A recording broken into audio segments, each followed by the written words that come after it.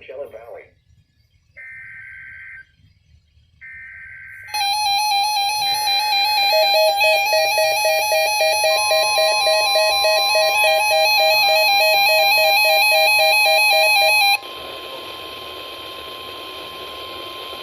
The National Weather Service in San Diego has issued a required weekly test for the following areas in extreme southwestern California: Orange County, Riverside County, San Bernardino County, San Diego County, and the coastal waters from San Mateo Point to the Mexican border and out 60 nautical miles, including San Clemente Island. A test signal was broadcast to test the public warning system.